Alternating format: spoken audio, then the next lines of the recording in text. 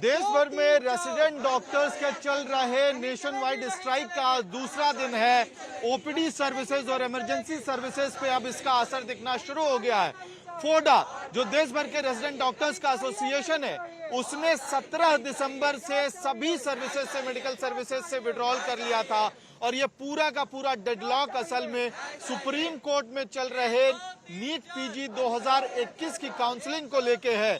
मामला ये है कि सुप्रीम कोर्ट में एक केस चल रहा है जिसकी वजह से इस साल नीट पीजी की काउंसलिंग शुरू नहीं हुई है और एडमिशन शुरू नहीं हुआ है। डॉक्टर्स से समझते हैं आखिरकार ये जो पूरा प्रोटेस्ट है उसका असर किस तरह से अब दिखने लगा है। हमारे साथ हैं डॉक्टर अजय कुमार सिंह, जो आरएमएल हॉस्पिटल के आरडीए के वाइस प्रेसिडेंट हैं। डॉक्टर अजय, आरएमएल में ओपीडी में तकरीबन हर दिन कितने पेशेंट्स आते हैं? लगभग 10,000 पेशेंट, लगभग 8 से 10,000 पेशेंट डेली ओपीडी रहती है आरएमएल हॉस्पिटल की।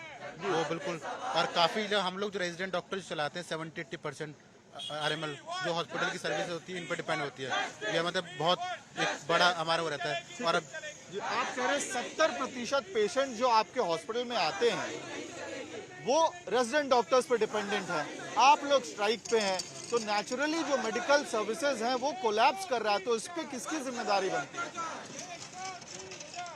ये जो हम लोग बॉयकॉट कर रहे हैं, हमारे अलावा जो सीनियर डॉक्टर हैं वो अभी सारे ओपीडी में बैठे हुए हैं, इमरजेंसी देखते हैं, इलेक्टिव करा रहे हैं, ये सारा हमारे सीनियर डॉक्टर देख रहे हैं। और हम लोग जो ये स्ट्राइक कर रहे हैं पेशेंट केयर में कर रहे हैं जी। हमारे पास जो डॉक्टर की संख्या है वो बहुत कम हो रखी है क्योंकि अभी फर्स्ट ईयर ज्वाइन नहीं कर चुके हैं। अगर यही चीज़ रहा तो फर्स्ट ईयर तो चला जाएगा, ये हियरार्ची मेंटेन नहीं होगा। थर्ड ईयर अब एग्ज़ाम देने वाला है तो उनके ऊपर भी बर्डन है। तो हम चाहते हैं कि अगर डॉक्टर नंबर में अगर आ जाते हैं तो जो पेशेंट केयर होगा ना वो अच्छे से होगा। इसीलिए हम पेशेंट के लिए ये स्ट्राइक कर रहे हैं कि पेशेंट का केयर हम अच्छे से कर सके ताकि ये काउंसलिंग जो हो जल्दी हो। पेशेंट केयर का मामला बता रहे हैं, आप लोग स्ट्राइक पे हैं, बाहर मरीज परेशान हैं, वो कह रहे हैं कि हम दूर दूर से यहाँ तक चल के आए हैं और डॉक्टर्स हड़ताल पे हैं, तो दिक्कत तो मरीजों को हो रही है इस पूरे स्ट्राइक से। For that we have taken the responsibility since one and a half year. What kind of quality of care can be expected from a doctor who has been continuously working at a stretch 36 to 40 hours at a stretch, and who is working with 2/3 of staff? We are doing it for the sake of people only, and it is not only lost to the resident doctor who has been working 36 to 40 hours and has been suffering from depression, weight loss and suicidal thoughts. It is also lost to the people because no quality of care can be expected from a doctor who has been working continuously for 40 hours, and it is also lost to the we have कि नए admissions को जल्दी से कराया जाए। तो ये स्थिति है आरएमएल हॉस्पिटल की।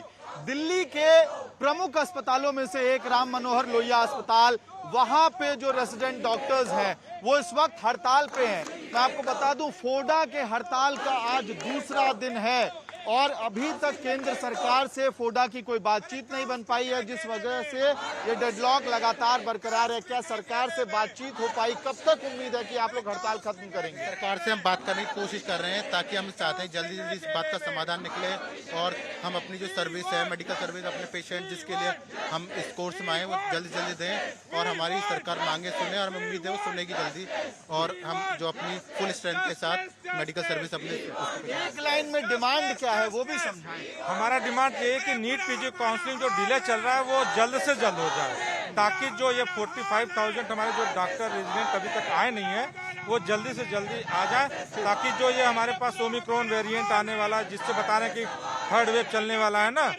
तो उसके लिए हम चाहते हैं जल्दी जल्दी भेज दें। ठीक है, तो फोडा और जो अलग अलग RDA association, resident doctor association है देश का, वो यही कह रहा है कि केंद्र सरकार किसी तरह से कोर्ट को कन्विंस करे कि नीट पीजी 2021 का जो केस इस वक्त सुप्रीम कोर्ट में है, जो ईडब्ल्यूएस कोटे की वजह से अटका हुआ है, उसको फास्ट ट्रैक कराया जाए और जल्दी से जल्दी काउंसलिंग शुरू हो ताकि नए एडमिशंस हो पाए।